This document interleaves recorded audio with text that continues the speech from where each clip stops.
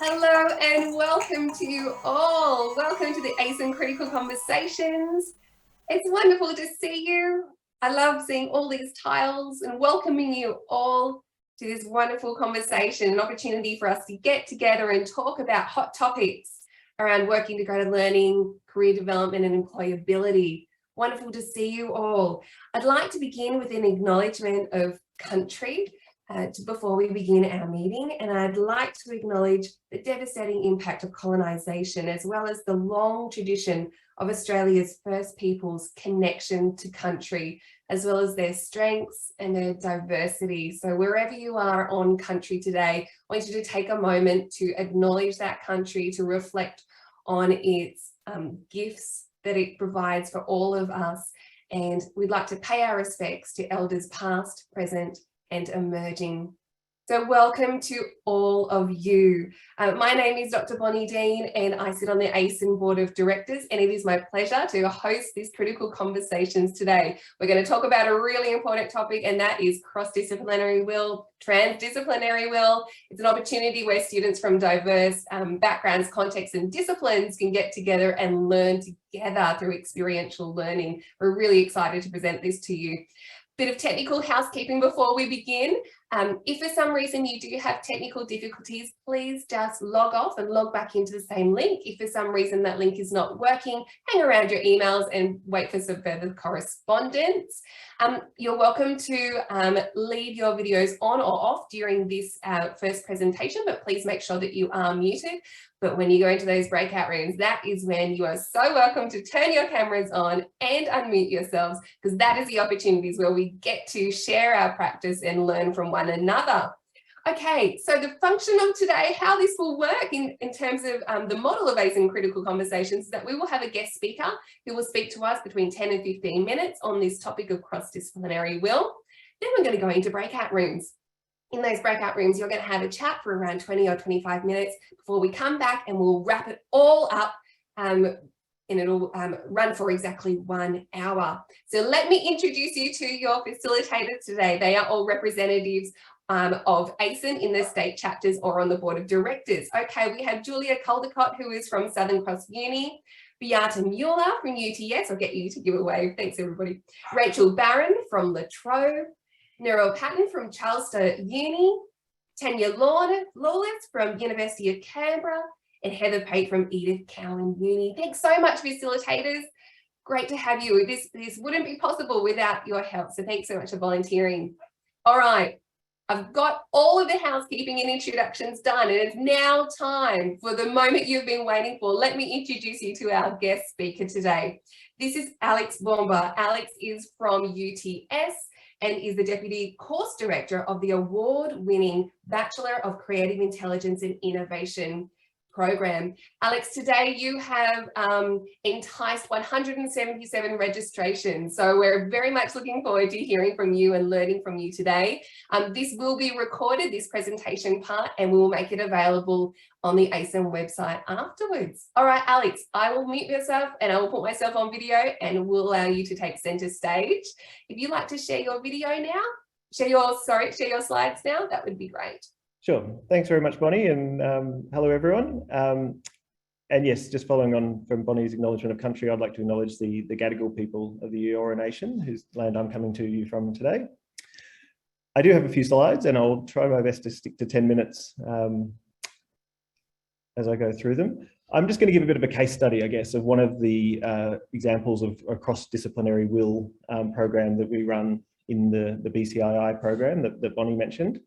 I'm framing it here as cross-disciplinary WIL. I'm actually based in the TD school, which is transdisciplinary school. I'm not too dogmatic about language though, and I guess for this session we're trying to capture lots of different examples of work integrated learning that involves students coming together from different disciplinary backgrounds, and that's very much what we do in the TD school. A little bit of background about the BCII. It's a course that's got that cross-disciplinary element baked into its design. So it functions as a combined degree. Students do a core degree very much like other students who would just do it as a single degree, and that might be in business or design or arts. In fact, there's 25 different options, and each of these little squares here represents one of those options that they can choose. But then simultaneously with their core degree, they'll be coming to us to do transdisciplinary subjects where they have that opportunity to work together. In terms of the structure of it, self-explanatory. In terms of the structure of it, what it means is that for the first 3 years, they're focusing primarily on that core degree, and then they'll come to us in their winter and summer breaks for 2-week intensive subjects. In those intensive subjects, they get to learn how to work together. So we'll put them into mixed teams where there's students from different disciplines in those teams. Often there are industry partners who come into those summer and winter subjects as well, but they've only got 2 weeks to work on it. So it's a bit like a sprint where they're working on a particular challenge or exploring a context with a partner. And each of those subjects has a particular theme. So over the first 3 years, they pick up a certain skill set that they can apply to these kinds of transdisciplinary settings. So one of the subjects there is on creative methods. So they build up quite a toolkit of creative methods. One has more of a focus on futuring. Complexity looks at systems thinking. There's one on leadership and one on entrepreneurship. So they pick up those skill sets that they can apply within those transdisciplinary teams. But then when they get to the 4th year, which is where I come in, that's where they've got their core degree. So they've got a particular disciplinary skill set and qualification. And then they have an opportunity to come to us for the full year and work on a couple of major projects in that 4th year, just in the TD school. And the subject that I run is Industry Innovation Project. So it's one of those 4th year subjects that they have an opportunity to work on. This, it forms a capstone subject. The idea is that they can apply that skill set that they've been developing over the first 3 years, and they get to apply it to a longer challenge. So instead of working on 2-week projects, they've got about 12 weeks altogether for this one.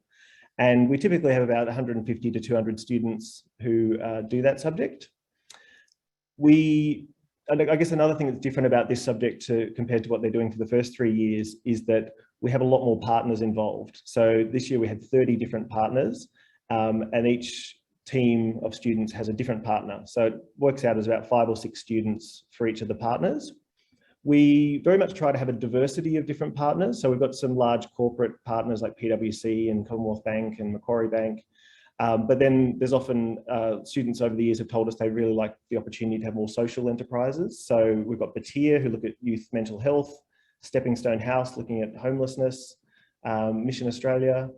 And then there's always a bunch of smaller startups and design firms like B2 Food, who a plant-based food company that developed the burgers for Hungry Jacks, and Lightbulb or Little Owl are design firms. And there's quite a few government agencies like Venues New South Wales, Sydney Metro and so on who've set challenges over the years as well. If you would like to find more information, we've actually written up a full case study on the ACEN website, and I might post the link to that in the chat later. So that's the kind of setting for what this subject involves. In addition to working with their partner and meeting with them every week, they also have workshops and classes in a large studio space that we have here on campus. And so we guide them through that process. We have a whole structure and process with different workshops. And these are some of the themes that they go through across those 12 weeks. There's a deep dive. We give them a bit of a refresher on complexity. There's a reframing element that's built into it. And this is one of the things that we kind of have to prepare the partners for a little bit, that the students are really encouraged to reframe the complex challenge that the partners have set for them. And, that requires a little bit of preparation because they may take it in quite a different direction. So that's why we have this pivoting and path setting stage in the middle, where there's a mid-project check-in point, where the students come back to the partner with ideas of how they'd like to progress it and give them some options. And there's a discussion that flows about where they're going to take it in the second half of the semester. Then we have sessions on things like experimentation, diffusion of innovation, proof of concept, and then reporting to the partner at the end. We work out of this large studio space on campus, and the students have weekly time slots with a tutor as well. So we'll have these workshops on a Tuesday, they'll have time with a tutor on a Thursday, and then they'll also need to schedule time to meet with their industry partner at some stage during the week as well. In terms of the benefits and challenges, that's going to be one of the key discussion points in your breakout rooms after this.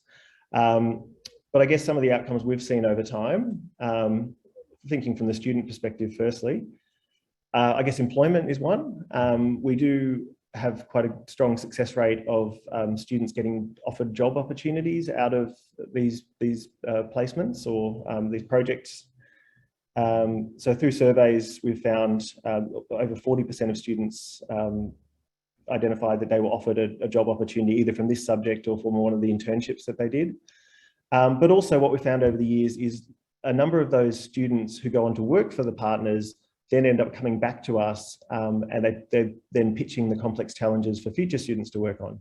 So for example, this year we had out of 30 partners, I think there were 7 or 8 that had a former BCII student as part of their project team, which is great to see. And that's always a really wonderful sign. And then we also get alumni coming back and forming a panel to talk about what they've done after they've graduated and so on. And overall, statistics, we're slightly above the UTS average in terms of job outcomes for our graduates as well. In terms of student satisfaction, so we do the standard sort of online surveys at the end of every semester. And again, with those, we've been getting good results and being above the university average. But from my perspective, I guess what I'm particularly happy about is that the trend in that has improved over time, and that, in the early years, we had some lower results and we did some co-design and really looked at what students would like from the subject. And we're able to build up and improve that and maintain higher feedback levels. But I guess one of the other key things, of course, is learning, whether the students actually learn something through this process. So this is something we're exploring more through a current research project where we've been asking students to reflect on moments of transformative learning across the BCII. And this particular subject has come through from those results as one that they really highlight, where it all starts to come together. The learning they've had over the first 3 years really starts to, they can apply it in a real world setting with a real partner. They've got more time to pivot and to try things and fail. So that it's definitely a seminal kind of subject in their journey. In terms of the partner outcomes, I mean, the project ideas and the things that the students come up with are often really impressive. This one here, It's Awkward But, that was a campaign that was developed for Batyr on youth mental health. And that's probably one of our most obvious examples of something that actually got implemented within a few months as a campaign. There's also a good example of the cross-disciplinary dimension coming through, because there was some really great design work that was led by one of the design students in that team. But also there was, business elements and business strategy and planning elements that come through that. It was a communications task, so we had a communications student in that team. And there's also a strong technical element because they built in all these augmented reality posters that you could hold your phone up to and things would emerge and things like that. So yeah, quite a rich example of the different elements that come through when you've got those mixed student teams. This little office design was a mock-up that was done for Macquarie Bank. You Speak was for UNICEF, which is another good example of a project that got to a certain distance in this subject, and then they actually ended up employing one of the students to take that project further and try to develop something around youth being able to have a voice and a platform for issues that are important to them. In terms of the staff outcomes, I guess we, being academics, we also like to link this into our research. So I mentioned, we're doing a research project looking at the student outcomes. We're also doing another project interviewing the partners and finding out what they value from this experience. But we've also done other research papers on our co-design processes and things like that. And we actually won, a team of us won the UTS medal for research and teaching integration earlier this year for the work around this. And then we also won an award from the International Green Gown round, which was just in July this year. So I guess there's lots of great outcomes for us as staff, but also I guess one thing we found is the staff satisfaction is really high. We've got lots of people who've worked in industry for a long time who'll come back and do tutoring for this subject. And in fact, they can earn a lot more money doing the consultancy projects that they do, but they like doing this on the side because it gives them that connection to the next generation. In terms of challenges, of course, there's a bunch of them too. One is actually helping our students to learn to work together across disciplines. And I guess I'm really fortunate in running a subject in the 4th year, because it means they've had those first 3 years of really getting to know how you work together, how you translate knowledge across different disciplinary boundaries, how you draw on one another's strengths. but it also creates challenges. You do have to really structure it. I think sometimes there's an assumption, not just with students, but also I think with staff and academics, researchers coming together, that you can kind of throw 3 or 4 people with different disciplines in a room together and give them a challenge, and they'll know how to work together. But it does actually take a lot of time and deliberate processes to help enable that. The consistency of the experience, when you've got 30 different partners and you're trying to make sure that all the students are getting a similar experience, that's always a challenge, and probably one that's common to lots of WIL programs. Over the years, I guess we've done things like coaching the partners a lot better and giving them feedback on their draft challenges that they put in to try to make sure that there's a consistent experience there. Equity, on some levels, I guess this program enhances equity because it means that students from different disciplines might have an opportunity to work with a partner that they never would have had an opportunity if they were doing something within their core degree. But on other levels, we're conscious that we're still very reliant on high school scores, ATARs, for entry to get into the BCII, and that creates equity concerns, and there's a lack of students from lower socioeconomic backgrounds coming into the BCII. And then the sourcing and managing of partners is always a challenge as well. And we're really fortunate that we've got an amazing industry partnerships team who have a network of over 1,000 industry partners that they're connected to, so they're able to bring in these challenges every year. But it's a huge workload to manage that. And I guess as the scale of the subject has increased from about 80 students in the first year to it's going to be over 200 next year, getting the partners and getting the students and managing all of that is getting more and more challenging. My very last slide is just the discussion questions, which I think the facilitators are going to expand on more as you get into the breakout rooms. But that's all from me, basically. And I guess, yeah, I've tried to touch on those points in terms of our experience with the BCII and the Industry Innovation Project in particular. But I guess I'm going to jump around to some of the breakout rooms. I'd love to hear about your experiences in trying to do some of these kinds of things or how they might work in your context.